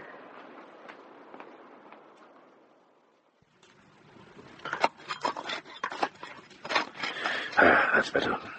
Sit down, child, and warm yourself. When did you last sleep? Can't you leave this matter to us? And beyond us, to God. It was God who let her die. What was God doing when she was raped and murdered? He was taking note of all and making a place for her by his side. Would you wish her back from there? No. No, of course not, but... I'll tell you again, you may not take the guilt for this deed onto yourself. This death is none of your doing. Very well. But if I can't accept blame, I can at least demand vengeance. That also belongs to God, as we are taught. It is also a duty of my blood, as I was taught, and my dedication to duty is no less than yours. May I see her clothes? I should like to touch them. Here. Blood. You told me she wasn't wounded. Is this his blood? The man who killed her? Yes, it is. Well done, my friend, if you drew blood. I should have clawed his eyes out. But she was so gentle. May I keep this in my charge until it's needed to confront the murderer? Yes, do. Thank you. Brother, I've been thinking about the things you said this morning. You were testing me, weren't you? Oh, child. Don't call me that. Oh, your pardon, a childish response. My Lady Amina, just a few days past, you were willing to risk your life and others besides to run off and marry the Lord Bottrell. Today, I declare my loyalty to an unknown stranger who's as likely to be an enemy as a friend. Or so you say. Did he give you his name? This champion? He's called Olivier de Bretagne. He was born in the Holy Land. His mother was Syrian and his father was a great English knight, a crusader. He took his father's faith and fought for the cross at Jerusalem. And whether you believe it or no, he is a good man.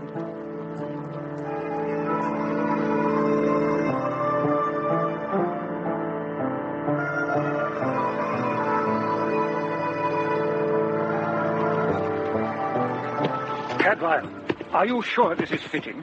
My vows are quite secure, my friend. I go only as guide and comforter.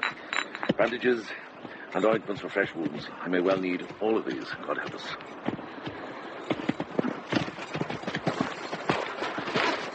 Good morning to you, Father Prior. My son? Cadfael, are you ready? Ready. Mount up, then. And I shall pray that your work be light. Amen to that. Master Berenger. Father? May God's grace be on you and your cause. Amen. Open the gate! Follow me!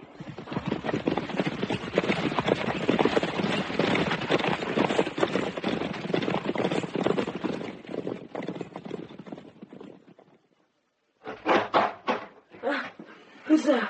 Get up. Oh, now what? You're wanted. Come on. Ah! Oh.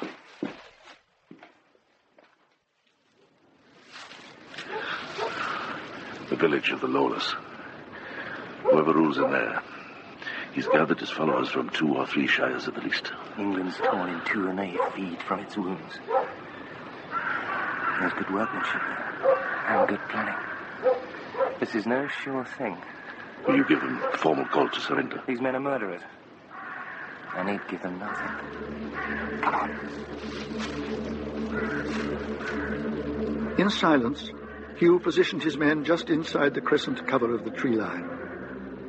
Cadfael prepared his bandages and his salves and his ointments and waited. When all was ready, there was a stillness. Hugh raised his arm. Loose!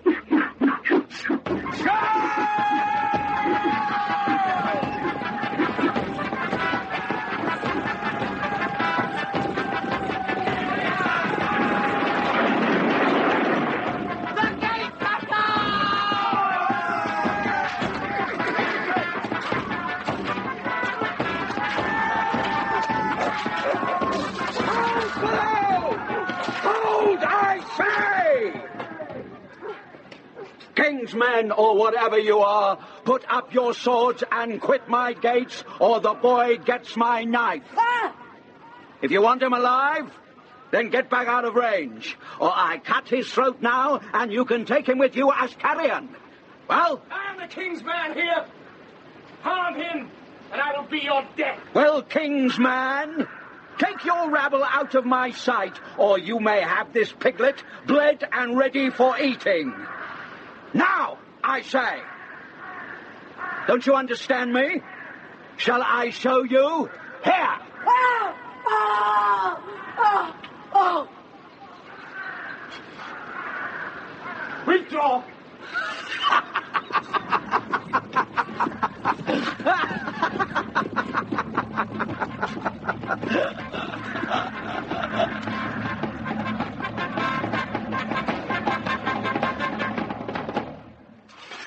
So how badly did he harm the boy? Enough to make his point, but that's all. As you said, he's no fool, whoever he is. Oh, I know him. Alain Le Gaucher. He's the younger son of the Lacy clan. A bye-blow, born on the wrong side of the sheets. He served in France for a time. Do you know anything else about him? A weakness or a fear? You know, something we could use against him. No. Nothing. Well, then it's deadlock.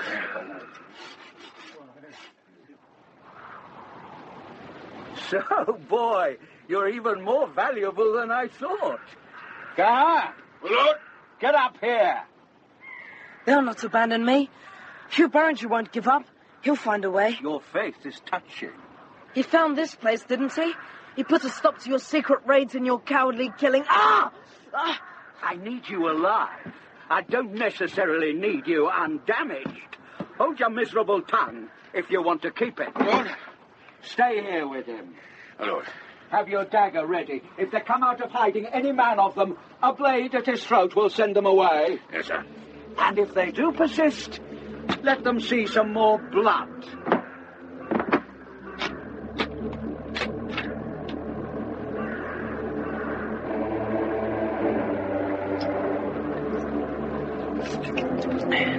Well? Only a few injuries, God be praised. And at least we may count that as a blessing. If I could just get a single man in there, he may be able to snatch the boy and the monk and leave us free to attack. I've singled out some men from hill country. climbers. Exactly. They're scouting round to the rear. There may be a way up to that tower. They'll bring us up some food soon. Will he make you stay up here with me all night? I don't know, probably not. Hey, he treats us well. Is that why you serve him? Gives us food enough and a roof over our heads. And in return you kill for him? I don't kill. I've never killed. I've seen what he's done. Some of them like to kill. But we're not all the same. Where did you all come from? Different places. Some of us are serfs, run away. Some have always been outlaws. There's gentry too. Gentry? Yeah, sons who've fallen out with their fathers, knights whose lands have been seized. It seems it's not only peasants who know what it's like to be poor. And what about you? I was a farmer, couldn't pay the taxes. Then my lord's tax collector said I didn't have to pay in money. He tried to take my daughter. And what happened? I told you, I'd never killed.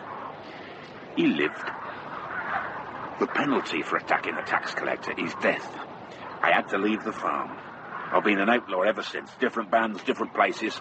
Now I'm here. Where the devil's that food? There's one place, my lord. At the rear eastward corner. Climbable? Just. But dangerous and very exposed. If they took it into their heads to look down. But you could get up to the base of the tower. There's a good chance, yes, brother. How much noise would you make? Noise, sir? This mountain air carries every sound. Could you make the climb in silence? I don't think so. No, sir, definitely not. Stay close. I might want to talk to you again. Sir. What do you think?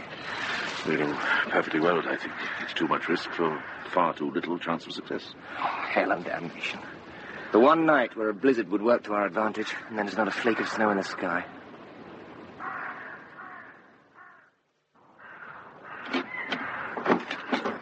Oh, bad time.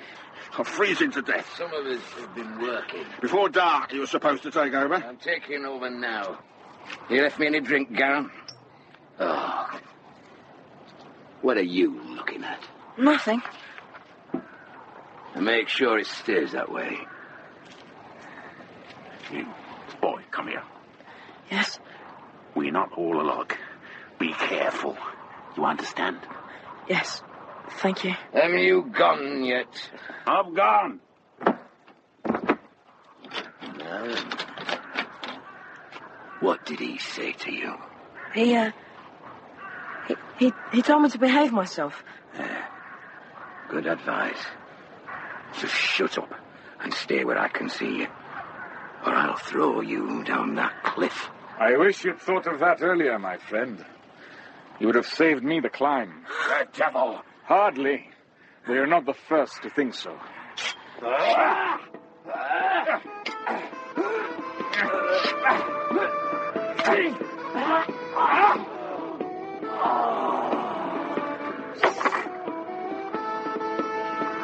Now, come here, boy. Let me look at my prize.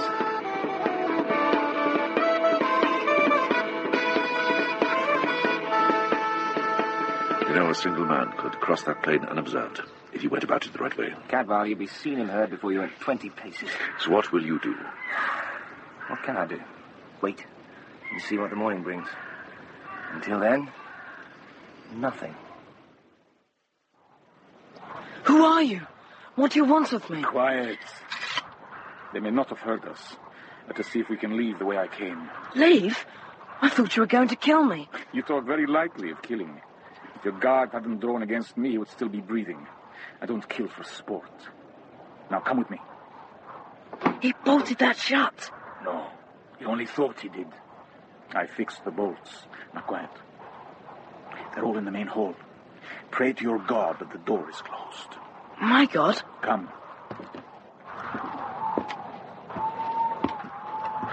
Watch your footing. Right. Can't hold your aim, eh, Garvey? Wait till I get back, and I'll drink you. Oh. Hey! Who the devil are you? It's the boy! Back, quickly.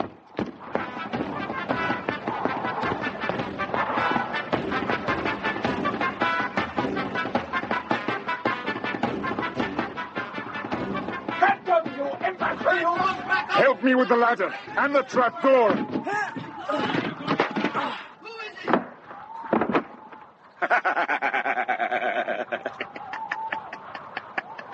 Have they given up? Yes. Gone back to their warmth and their food. Why not? They have us cornered. All they have to do is wait for us to freeze to death. You don't seem very concerned about it. We're going to die. Never leap for the worst. We have nothing else to aim for, my young friend. So, do you still think it's my intention to run you through, my Lord Ives Hugonin? No, of course not. But who are you? You're not one of Hugh Berenger's men. That I'm not. To all else but you, I am Robert, son to the woodsman who sheltered your sister for a time. But my true name is Olivier de Bretagne. I'm one of the newest and least of the esquires of your uncle, Sir Lawrence d'Angers. Truly? Truly. I've been searching for you. And your sister. She ran off. In the middle of the night. I don't know where she is. Ah, but I do. She's safe and well in Bromfield Priory. Oh, thank God. Where you were, too, I hear, until you took off on a quest of your own. I couldn't help it. I had to go. Poor Brother Elias. He's very sick. His mind's diseased. At least the outlaws didn't capture him. I wonder where he is now. Take heart. Doesn't your God care for the sick in mind and see to it that the lost are found? My God? You said that before. Oh, mine, too. Though I came to Christendom somewhat roundabout. It's a tale for another time. We'd best be thinking about getting safely out of here. Yes. They'll have a guard downstairs now. If we could only get them out of the tower. Oh, but we can. I know how to do it. Speak on. Well, the only reason Hugh Berenger drew his men off was because the outlaws' leader threatened to kill me. I know this. Well, don't you see? There's no one holding a knife at my throat now, so there's no reason why they shouldn't attack. My young lord, I salute your wisdom. The only thing is, how can we let them know? In the land of my birth, we would sound trumpets to call them to arms. We don't have any trumpets. Well then, we must make something else serve our turn. What the devil? That's coming from the tower. My lord, what's happening? Has any man broken cover, Sergeant? No, sir. Listen. But that's no general alarm. There's something wrong in there. Sergeant, ready the men. Placements as before. Bowmen right round the curtain. 3 groups on foot, 2 mounted. Bring my horse. Sir. Whatever's happened, we may be able to take advantage of it. Cadfael? Cadfael! Acting almost without thought, Brother Cadfael had broken from the shelter of the trees. Halfway to the stockade, he dropped, full length, into an undulation in the rock, and cautiously raised his head. From the serrated crest of the wooden tower, a small figure was peering anxiously down. Ives! Ives! Yes! Come on, tell them to come on. We hold the tower.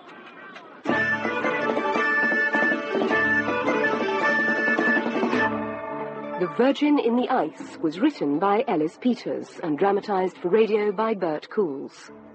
The narrator was Sir Michael Hordern. Brother Cadfael was played by Philip Maddock, Hugh Berenger by Douglas Hodge, Leonard by Leonard Fenton, Olivier by Rad Rawi, Ermina by Maura Buffini, Ives by Dean Magri, Le Gaucher by Peter Laird, Grissom and the Outlaw by Steve Hodson, Guarin and the Soldier by Jonathan Adams, Garvey and the Sergeant by Jonathan Taffler. The music was by Peter Salem. The producer was Phil Clark.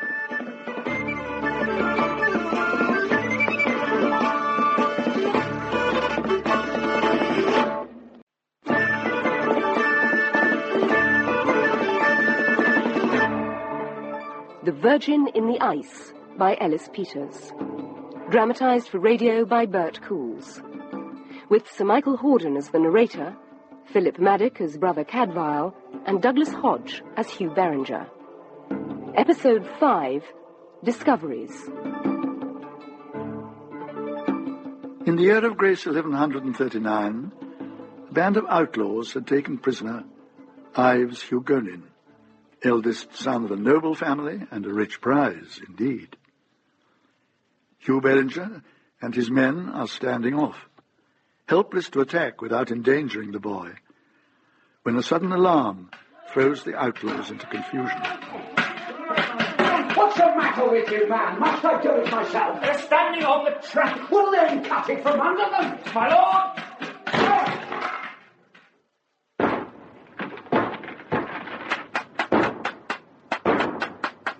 Is it going to hold? Not for much longer. They'll have to climb up one at a time. We still have a chance. Keep behind me and... They've stopped. They've gone away. I think they have more urgent concerns. Your friends are coming.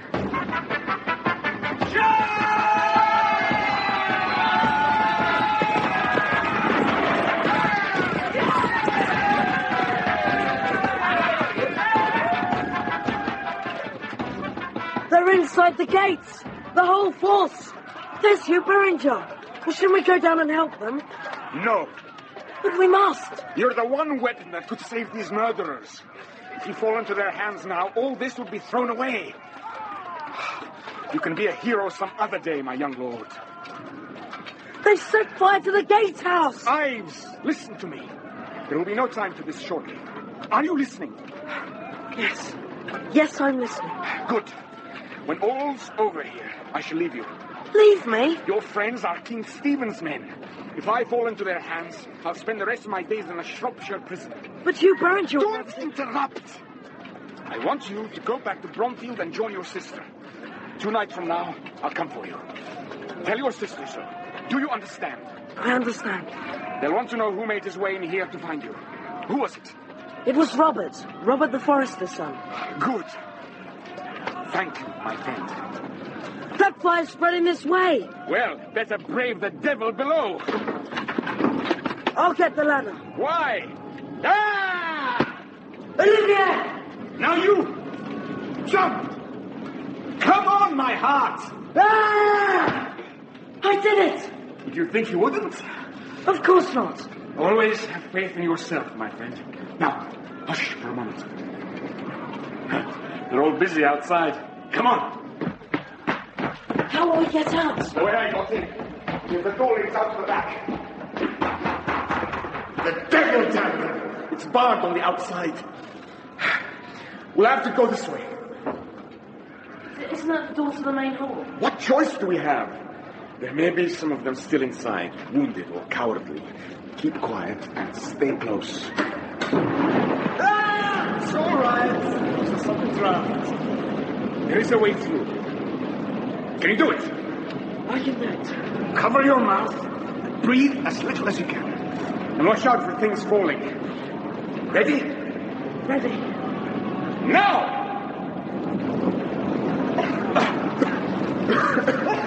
Nearly there. Stay close. My leg is trapped. Go. I can't shift it. Go, I say. Get to the open and hide. Leave me. I can't leave you.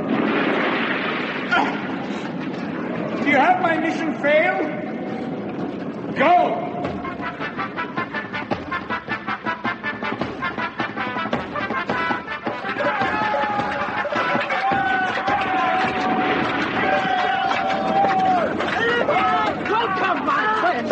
Most timely entrance! Stand, every man! Down arms and draw off! Back! Further! Let me see a clear space before me, or this brat dies! Ah! King's man, where are you? Here! Come closer! Enough! Now, King's man, I want a fresh horse, free passage out, and no pursuit. On your oath, or I slit his throat! Ah! Well... Leave go the boy! He is mine! No! The boy is mine! I have come back for him! No! The outlaw baron saw a dead man advancing on him through the red light of the flames, saw the wounds he himself had inflicted, still bloody, and the face he had murdered, corpse pale. The shock was brief, but shattering while it lasted, and it lasted long enough.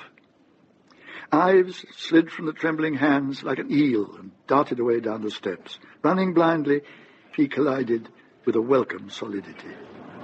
Hey, softly now, you're safe. Brother Cadfael. What trickery is this? You think you can frighten me with ghosts? Enough of sheltering behind boys, Le Gaucher. Now face a man.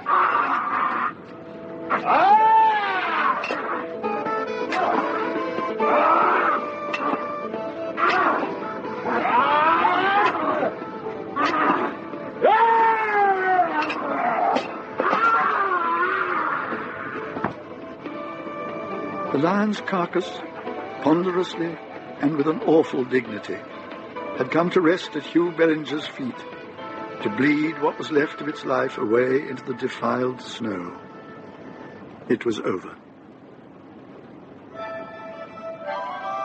Cadfael left Hugh and his men to drag from the hall all the plunder and stores, and round up the stolen cattle, sheep and horses, as they had rounded up the leaderless outlaws. With Ives on his own saddle, and Brother Elias on a sturdy litter borne by willing volunteers, he made his way back to Bromfield Priory. Yes, come in. My lady. Prior Leonard, come in. Is there any news? By the grace of God, there is. Hello, Mina. Thank God. And a fine dance you've led everyone, running off into the night like that. Ha! It was you who caused all this. My lady. Brother Cadfael, I'm pleased to see you back safe. My thanks. Now, Ives should be in his bed. He's had a couple of days that would wear out any man. His bed is ready for him. Then I'll leave him to his rest. Leonard, I think that these two have a lot to say to each other. Yes, indeed. Well, see you later, my friends. We'll talk more then. Yes, good. Cadfael returned to Brother Elias, sat beside him a careful while, and saw that he slept deeply and well. Then he went at last to his own bed. Even physicians have need of the simple medicines every now and again. Hello, Brother Cadfael. Master Ives, your sister asked me to come and talk to you. How is Brother Elias? Exhausted, but not too badly hurt. Oh, thank God. What is it that still troubles you? I don't know what I ought to do. It's Brother Elias. When we were in that hut, he told me things. Mm-hmm. I couldn't help it. Hey, easy, lad. Was it in his sleep that he spoke? It was terrible. He was awake and asleep at the same time, crying out all sorts of awful things. He said that he killed Sister Hilaria. Cadfael? Yes, my friend. The boy. I'm here, brother. I'm safe. Oh, God be praised. Amen. Ives tells me that you recovered the memories you lost. She's dead. Let me follow her. No, Elias. The world has need of you still. I must not live. You don't understand. I was the cause. No, Elias, that is not the truth. I am guilty. Guilty of asking too much of yourself. I've been at your hut. I know that you and Sister Hilaria took shelter there that night. A bitter night it was. A night when poor souls caught out in it must needs lie in each other's arms for warmth enough to live. And so you did with her, to keep her alive. So beautiful she was. So little and soft. So like my poor dead Enid. And she trusted me. Oh, God. Was it well done to try me so sorely? I couldn't bear it. Neither could I have borne it. In my fear for her, I should have left her there asleep and gone away into the snow and frost to watch out the night as best I could. As you did. I was pledged to protect her. I should never have left her. If I had been stronger and stayed, she would be living still. No, but they're in God's hands. You may not wish them back. All that you did was done out of care for her. Do you think God doesn't know how you left her your cloak? For warmth. And went out with only your habit. And what more could be asked of you? More courage. More strength. More faith. May God forgive me.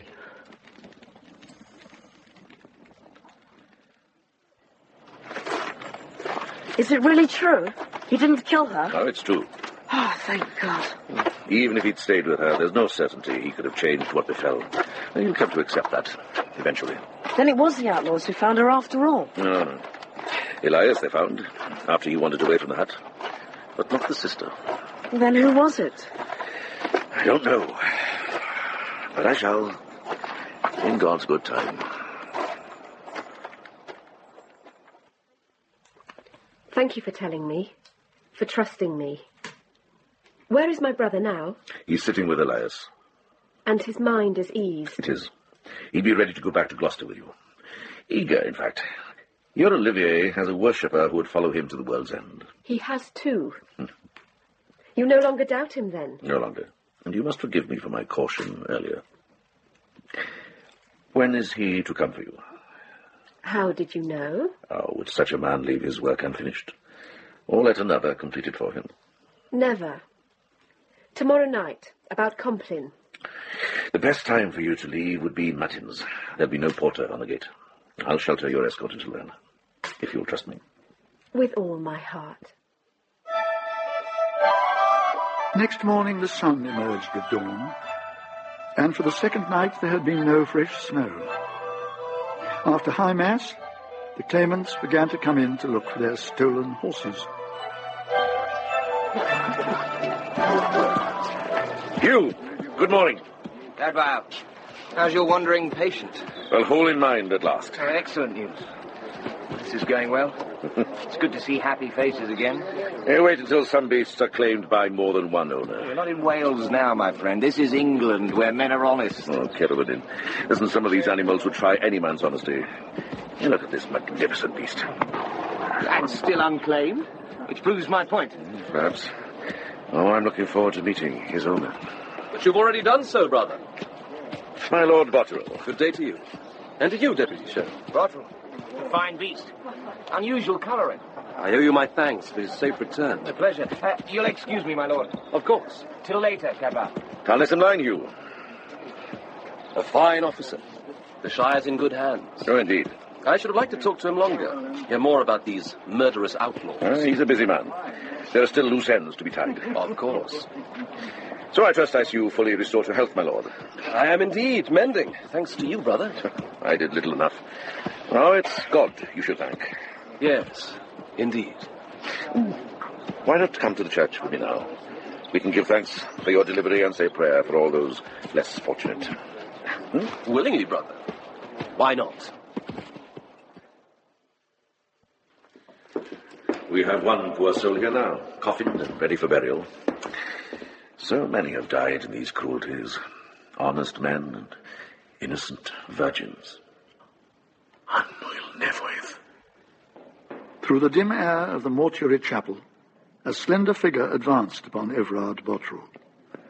A cowled Benedictine nun in a habit crumpled and soiled. The right breast and shoulder stiffened into a rusty bolt of congealed blood. No. Keep away from me. You're dead. No, my lord. I am not dead. Amina! Amina, you're safe. Why didn't you send word? Surely you know I've been searching for you. I know it. And if you'd found me, I should have gone the way my dearest friend went. If you'd found me, as you found her. Who? Who do you mean? I accuse you. I name you murderer and ravisher. Killer of my sweet sister Hilaria. You're out of your wits. Since the day you left me, I've lain in fever. Not that night. That first night. You dragged me away when the outlaws attacked, saving your cowardly skin and leaving your people to be slaughtered. And I thought I loved you. Did it hurt your pride when I refused you after that? Is that why you laid your filthy hands on me? Brother, this woman is mad. Don't listen to her.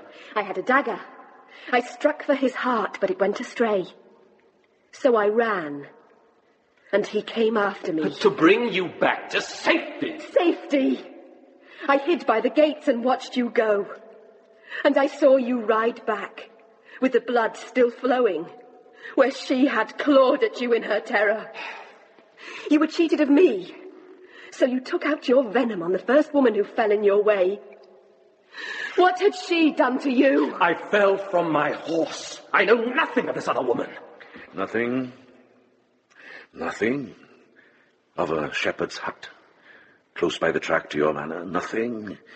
Of a young nun, asleep in the hay there, wrapped in a good man's cloak. Nothing of a freezing brook, handy on your way home afterwards. Nothing of the cloak and habit hidden in the straw, so we'd think had just one more victim of the outlaws. Killed and stripped, like all the rest. I tell you, this is folly. I don't know this hut. I've never been there. I have been there. And seen the signs of a horse. A tall horse that left a fistful of his mane on the splinters. Here it is. Yes, it is an unusual colouring, isn't it? Shall I match these hairs with your animal outside?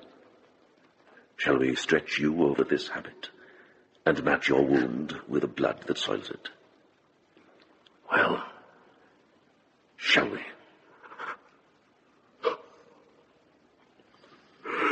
God, forgive me.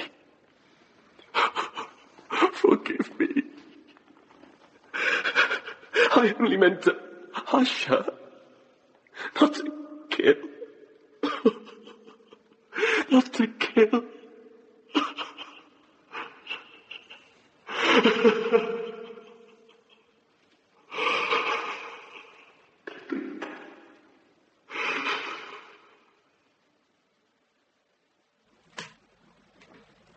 It may even be true. Not that it makes any difference to her. Poor innocent soul. It was you who gave me the idea. The tale of Brother Elias. My plan was simply to let him see her body. I didn't realize I was taking him to confront her ghost. What if I hadn't brought him to you? He would have brought himself, sooner or later. The fine, pious lord seemed to be giving thanks for his people's deliverance. Will you do something for me? What, child? Don't tell my brother. I'll do that when I judge the time is right. Certainly, if that's your wish. Once we're safely away from this place and all its memories. Brother Cadfael, thank you for helping us. By rights, you should turn Olivier in to your friend the deputy sheriff, shouldn't you? Child, I take no sides. Mine is a different discipline. Among men of decency and honour, I see no enemies. Now, go and prepare yourself. I'll keep watch and let him in. Olivier, come forth and be easy. They've entrusted you to me. You know me? From her, I know you. If the boy promised silence, be assured he kept his word. The Lady Ermina chose to trust me.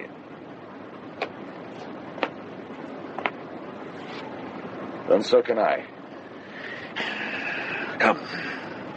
I can offer you a warmer place to wait.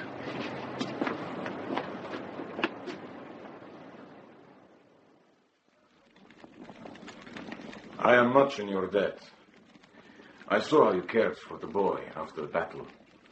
And he told me that it was you, found him and brought him here to safety. The name he gave you. Forgive me, I do not remember. My name is Cadfael. Cadfael. Mm-hmm. Well, Brother Cadfael, you know nothing of me. How can you be sure I am fit to be trusted? Well, but I know more of you than you may think. I know your name, and your allegiance, and your parentage. I know that Ermina Hugonin, who is well worth the winning, has set her heart on you. She does indeed trust you. So she may, and so may you. What did Ermina tell you of my parents? That your mother was a Muslim woman, and your father a knight crusader. I can see it for myself. I know the Syrian features. She has deceived you for all her trust. But only because she has also deceived herself. Deceived herself? How? By weaving a romance around my words. For her, Every soldier of the crusade could be nothing less than a noble knight. But my father was a simple man-at-arms, under Robert of Normandy. And your mother? A poor widow in the market of Antioch. But she was beautiful and loving. And he was brave and kind. And I think myself well mothered and fathered, as well as any man living. I don't know why I tell you all this. I'm a common man myself. I found as good in the kennel as in the court. She's dead, your mother. Else I would not have left her. Mm-hmm. And your father? I never saw him, nor he me. He sailed for England after their last meeting and never knew he had left her a son. She never would tell me his name, though often she praised him.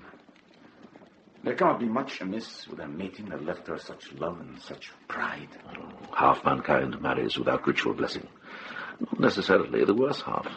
I might almost think you speak of your own knowledge. I was in the world 40 years before I chose this life as my cure. I've been soldier, sailor, and sinner. Even crusader. I knew Antioch once. 20 or more years ago. If your mother came from there, then yes, I can believe she was as fine a woman as any in Christendom. Your own knowledge again. These walls are hearing curious confidences, brother. I should go and wake them. It can't be long to the matins bell. Wait. Tell me one more thing, my friend. For my own curiosity. The Muslim beliefs are ancient and noble. I'm surprised you found it easy to leave such a faith, even for a father. It was not easy. I was torn a long time. It was from my mother I had the sign that turned the scale. What sign? Her name. My mother bore the same name as your Blessed Mary. In her tongue, it was Mariam. Mariam? Brother? I've met the name before. It has a fine sound. Indeed. Come, my friend. Let's go together.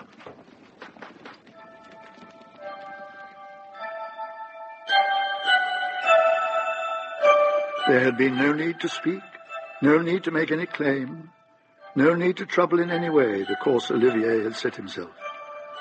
What need had he now of that father of his? After a parting, probably lifelong, Cadfael did not stand by the gate to watch them ride away, but went back to his patient. In the secret, candlelit intimacy of the small bare room, he sat beside the sleeping brother Elias.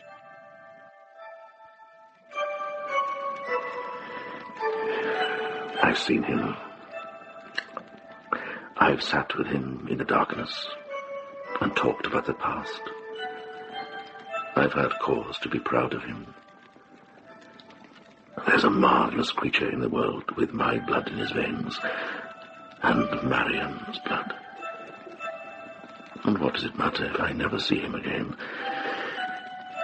And yet I may, even in this world. Who knows?